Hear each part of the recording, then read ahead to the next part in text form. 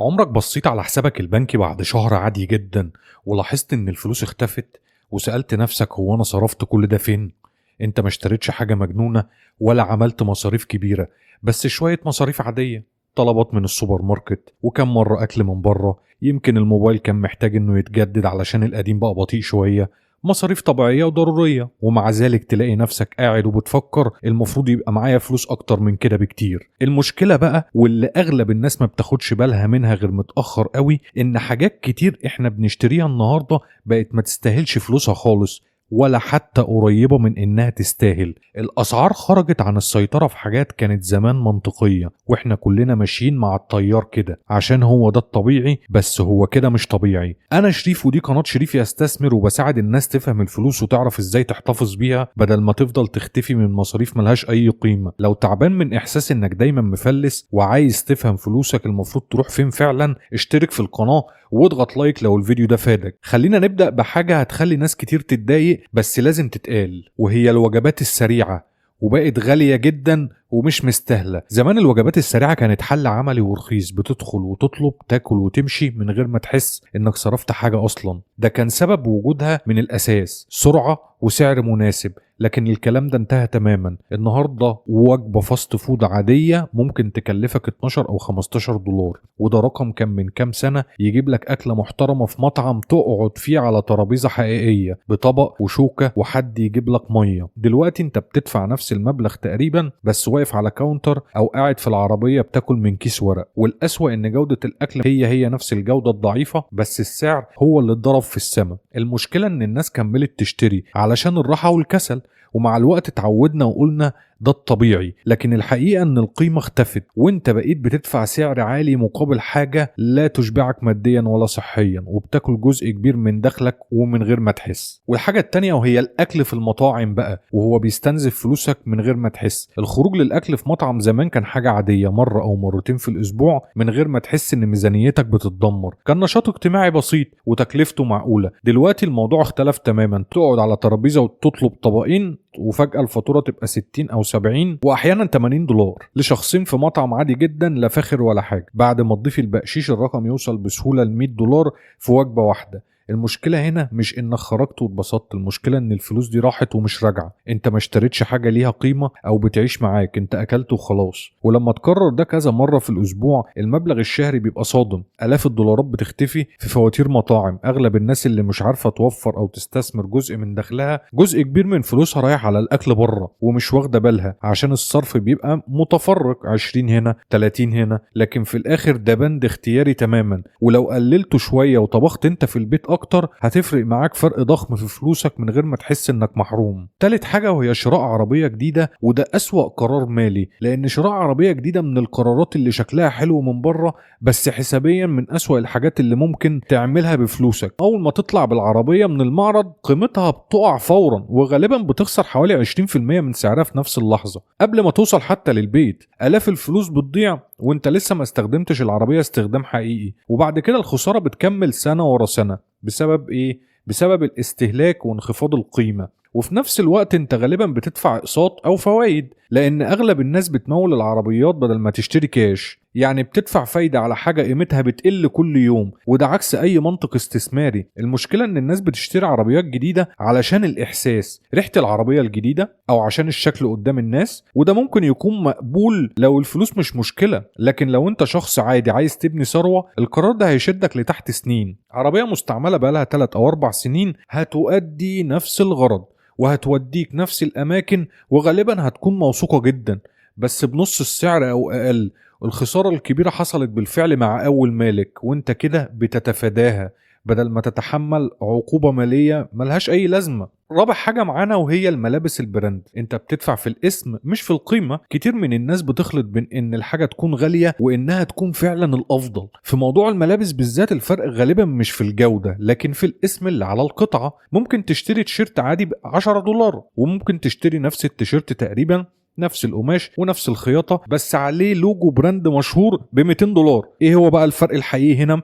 مش المنتج طبعا، الفرق الحقيقي هو الشعار. الناس بتدفع المبلغ الكبير ده علشان تحس انها ناجحة او عشان تبان شيك قدام غيرها، لكن الحقيقة ان محدش مهتم قوي بالبراند اللي لابسه غيرك انت. اغلب الناس بالكاد بتلاحظ، وحتى لو لاحظت ده مش هيغير نظرتها ليك ولا هيزود قيمتك. نفس الكلام بينطبق على الجينز والشنط والأحذية الغالية. الفرق في الجودة غالبا بسيط جدا، لكن الفرق في السعر ضخم ومبالغ فيه. الأسوأ ان في ناس بتدخل نفسها في ديون وبطاقات ائتمان عشان تشتري لبس براند كأن ده شيء ضروري، وهو مش ضروري خالص. التسويق أقنع ناس كتير ان قيمتهم بقت مرتبطة بالحاجات اللي بيلبسوها، وده وهم كبير. لبس كويس ونضيف ومناسب هيؤدي نفس الغرض من غير ما يستنزف دخلك او يخليك تدفع فلوس كتير على حاجة ما بتضيفش اي قيمة حقيقية لحياتك. خامس نقطة معانا وهي السفر والاجازات الغالية، ودي بتدمر ميزانيتك. السفر كان زمان ممكن يتعمل بذكاء ومن غير ما يكلفك ثروة. تختار توقيت مناسب، تحجز طيران بسعر معقول، وتقعد في فندق بسيط. ممكن تاكل في اماكن شعبية وتنبسط. النهاردة الصورة اتغيرت تماما، اسعار الطيران بقت نار، والفنادق تحت الاقتصادية منها بقت غالية بشكل مبالغ فيه. ورغم كده ناس كتير لسه بتسافر رحلات كبيرة هي في الحقيقة مش قادرة عليها، بس بتعمل كده علشان شافت غيرها على السوشيال ميديا وتحس انها لازم تعيش نفس التجربة. النتيجة ان الرحلة بتتحجز على كروت ائتمان، وترجع من الاجازة مبسوط اسبوع، وبعدها تقعد شهور او سنة تسدد في الرحلة دي مع الفوائد. المشكلة مش في السفر نفسه، السفر له قيمة وتجارب حقيقية حلوة، لكن القيمة دي بتختفي لما الرحلة تمنعك من الادخار أو الاستثمار أو تسبب لك ديون. فكرة إنك لازم تسافر وإنت صغير خلت ناس كتير تضحي باستقرارها المالي على المدى الطويل. البديل الأذكى إنك تعمل رحلات أقرب، مصاريف أقل، أو تأجل السفر الكبير لوقت تكون فيه فعلا أنت قادر عليه من غير ضغط ولا ديون. لأن المتعة الحقيقية في السفر ما تستاهلش إنك تشتريها على حساب مستقبلك. سادس نقطة معانا وهي الاشتراكات الشهرية، ودي اللي بتسحب فلوسك من غير ما تحس. واحدة من أكتر الحاجات اللي بتستنزف الفلوس بهدوء هي الاشتراكات الشهرية. كل اشتراك لوحده شكله بسيط، يعني 10 أو 15 دولار في الشهر، رقم ما يبانش كبير. المشكلة لما تجمعهم على بعض، نتفليكس، ديزني بلس، امازون برايم، ابل تي في، ومنصات تانية كتير، فجأة تلاقي نفسك بتدفع 60 او 70 او احيانا 80 دولار كل شهر بس عشان تتفرج. يعني قرابة $1000 في السنة على تلفزيون. لما تيجي تبص حقيقي هتلاقي انك بتستخدم منصتين بالكتير، والباقي موجود يمكن احتاجه بعدين. نفس الفكرة بتتكرر مع اشتراكات تانية غير الترفيه، حاجات اتسجلت فيها مرة ومرجعت لهاش، بس الفلوس بتتخصم تلقائي كل شهر. المشكلة ان الصرف ده مش بيحسسك بالألم، لانه متقسم على دفعات صغيرة، فبتتعود عليه وتنساه، لكنه في الحقيقة بياكل جزء محترم من دخلك. الفلوس دي لو اتجمعت وراحت للادخار او الاستثمار او حتى سداد ديون كانت هتعمل فرق كبير. تقليل الاشتراكات او الغاء اللي مش بتستخدمه ده مش حرمان، ده وعي، لانك ببساطة بتمنع فلوسك تضيع على حاجات انت اصلا مش مستفيد منها. النقطة السابعة وهي اشتراكات الجيم اللي احنا كلنا بندفعها ومش بنستخدمها. من اكتر المصاريف الشائعة حاليا والمهملة في نفس الوقت هي اشتراكات الجيم. السيناريو المعروف، الحماس في الاول، تسجيل اشتراك شهري 50 او 60 دولار، اول اسبوعين التزام، وبعد كده الزيارات تقل وبعدين تختفي، بس الاشتراك يفضل شغال. الفلوس بتتسحب كل شهر وانت مش داخل الجيم اصلا، وفي اخر السنة تكتشف انك دفعت 500 او 600 دولار على حاجة ما استخدمتهاش غير مرات قليلة جدا. المشكلة مش بس في الفلوس، المشكلة ان في ناس كتير بتسيب الاشتراك عشان الالغاء بيحسسهم انهم فشلوا او اعترفوا انهم ما التزموش، فيفضلوا يدفعوا بدل ما يواجهوا الحقيقة. والواقع ان الصحة مش محتاجة اشتراك غالي ولا حاجة. المشي والتمارين في البيت او جيم بسيط ارخص بكتير ممكن يديلك نفس النتيجة لو في التزام حقيقي. الفكرة ان الفلوس لازم تروح لحاجة بتستخدمها فعلا. اي مصروف بتدفعه على حاجة مهجورة هو نزيف مستمر من غير اي عائد، وده بالظبط اللي بيحصل مع اشتراكات الجيم عند ناس كتير. رقم 8 وهو تغيير الموبايل والإلكترونيات من غير سبب حقيقي، ودي من أكتر الطرق الغبية اللي بتضيع بيها الفلوس، وناس كتير بتعملها من غير ما تحس. كل سنة موبايل جديد ينزل والناس تصطف بالطوابير علشان تشتريه، مع ان الموبايل اللي معاهم شغال تمام ومفيهوش اي مشكلة حقيقية. نفس الكلام على اللابتوب والتابلت والساعات السمارت واي جهاز تقني تاني. الجديد دايما في كام ميزة احسن، كم رقم اسرع، كم تحديث شكله مغري، بس السؤال الحقيقي هل ده فعلا بيغير حياتك؟ في اغلب الاحيان الاجابة لا طبعا. الموبايل القديم كان بيعمل نفس الوظيفة، سوشيال ميديا ومكالماتك والرسائل، ومع ذلك الناس بتدفع $1000 أو أكتر كل سنة أو سنتين علشان نسخة أحدث، وده من غير أي عائد حقيقي. شركات التكنولوجيا شاطرة جدا في إنها تخليك تحس إن جهازك بقى قديم حتى لو شغال كويس، وبتنزل تحديثات بسيطة كل سنة عشان تحرك رغبة الشراء جواك. ولو فضلت محتفظ بجهازك 4 أو 5 سنين بدل ما تغيره باستمرار هتوفر آلاف الدولارات، فلوس كانت ممكن تروح للاستثمار وتكبر مع الوقت، لكن بدل كده بتروح لشركات كبيرة مقابل إحساس مؤقت إنك معاك أحدث حاجة.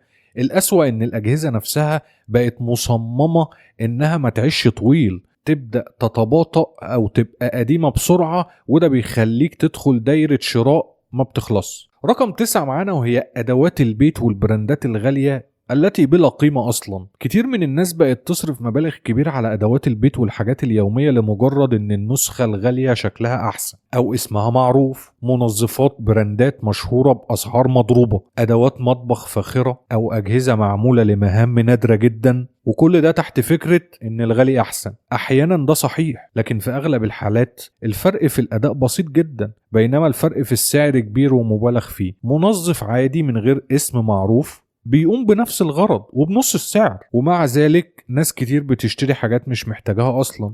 أجهزة معمولة للاستخدام مرة واحدة بس في السنة وتقعد بعدها بتجمع التراب. حاجات بتعمل الخبز، ماكينات مكرونة، أطقم سكاكين كاملة رغم انهم محدش بيستخدمهم، او بتستخدم سكينتين 2 بس في المطبخ. ونفس الموضوع في الأساس اللي بقى ناس كتير بتموله بالتقسيط كأنه عربية أو شقة. ديون علشان كنبة أو سفرة هتتهالك بعد كام سنة، بدل ما الواحد يدور على بديل كويس بسعر معقول يشتري مستعمل نظيف أو يستنى عروض، بيدخل نفسه في التزام طويل على حاجة قيمتها بتقل. النتيجة تلاقي بيت مليان حاجات شكلها حلو لكن الحساب البنكي فاضي، وده تمن كبير جدا على حاجات ما بتضيفش أي قيمة حقيقية للحياة. 10 حاجة معانا وهي الصرف من أجل المظاهر، ودي فلوس بتضيع عشان تبان انك غني. اخر واخطر نوع صرف هو الصرف من اجل الشكل والمكانة الاجتماعية.